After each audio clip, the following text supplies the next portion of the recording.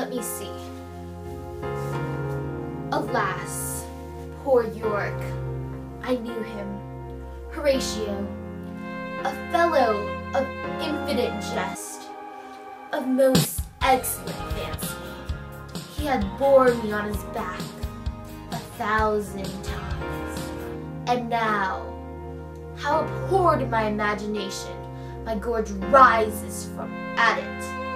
Here hung those lips that I have kissed, I know not of how oft.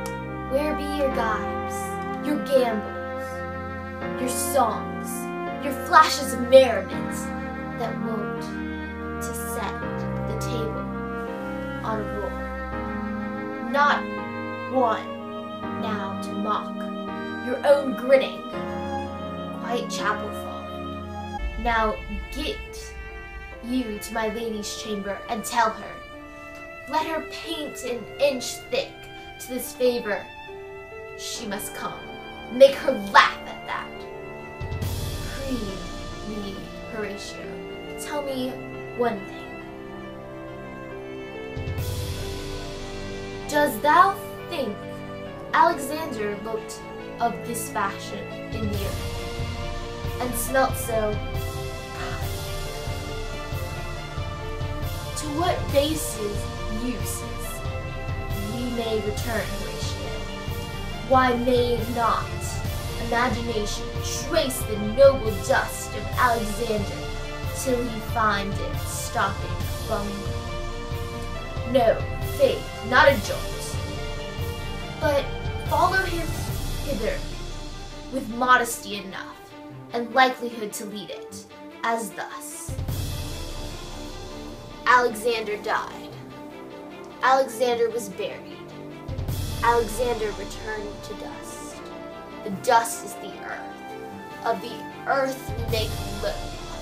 And why of that loam, whereto he was converted? Might they not stop a beer barrel? Imperious Caesar, dead and turned to clay, might stop a hole to keep the wind away. Oh, that earth which kept the world in awe should patch a wall to expel the winter's flaw. But soft, soft while, here comes the king, the queen, the courtiers. Who is this they follow?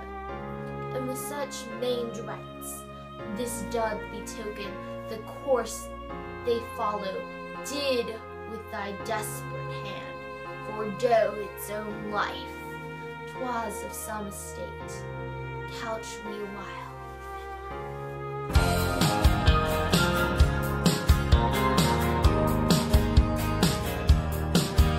Hey, welcome to the behind the scenes look at my performance of Alas, Poor Yorick in Act 5, Scene 1. This scene is where we start to see the true Hamlet as his craziness vanishes. We see Hamlet sad about death, particularly the death of Yorick, the king's jester. While previously we mainly see anger toward his mother when his father dies. This could be due to the fact that Hamlet had more of a father and son-like relationship with the jester than his actual father, as supported by Hamlet's memories of kissing the jester and riding around his back. I opted for a simple, dreary graveyard as backdrop since Hamlet and Horatio are wandering about the cemetery during the scene. This scene is set at night as it reveals more mystery and implies that Ophelia has in fact committed suicide, as Hamlet claims in the ending lines of his monologue, since the king and the queen have decided to hide Ophelia's Christian burial in the night. While the graveyard in Hamlet has multitudes of dead bodies, as the grave diggers have to dig up a few to clear room for Ophelia's grave, I assume that the bodies being dug up were not of much importance, therefore would not have had a headstone. So the backdrop only is mostly like ground with a few tombstones representing people that were most important in society. Ophelia would have been among the people with a tombstone. To accomplish this background, I attempted to film the scene outside, but complications arose and the scene was filmed in front of the screen instead. And later on I added this image and replaced the green screen. When it came to costume choices, I chose a simple black costume with this black cape right here. The black seemed fitting for the setting of the cemetery and Ophelia's burial. Also, the black is a good costume color for when Hamlet faces death, as in the skull. The cape is used to signify Hamlet's status as the son of the previous king, and to keep Hamlet warm, as I assume this scene would have taken place in the winter, as Hamlet mentions the winter and keeping the wind away while imagining what could have happened to Caesar's body after his death in his monologue. The main prop in this performance is the Skull of York, which is seen right here, as it is a representation of death.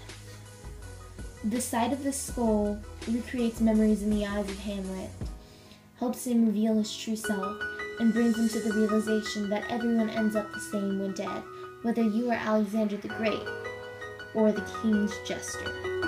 Through the words and sounds of the performance, I tried to convey a sense of sadness when Hamlet first picks up the skull. But when Hamlet addresses his playful and happy memories of the jester, the music turns more upbeat. And when Hamlet starts questioning the aspects of the jester that he misses, the music and the tone once again become this sad and somber feeling. Then when Hamlet asks about Alexander and puts the skull down in disgust, there is this sense of realization that is shown with the change in music. I tried to emphasize the idea of the cycle of death as I bent to my knees to deliver the lines regarding Alexander and his death. Lastly, the music transitions back to its somber tone as the king and the queen arrive for Ophelia's burial. During this section, I tried to silence my voice as Hamlet says, but soft a while. And Hamlet and Horatio step into the shadows and watch the funeral that is about to occur. I tried to emphasize the questioning behind the line, who is this they follow, to indicate Hamlet's true curiosity on who has died. Also, I added a few hand gestures to represent the importance of how Hamlet assumes that the one being buried has taken his or her life. This has been my behind the scenes look at Alas Poor York. So, thanks for watching. Bye.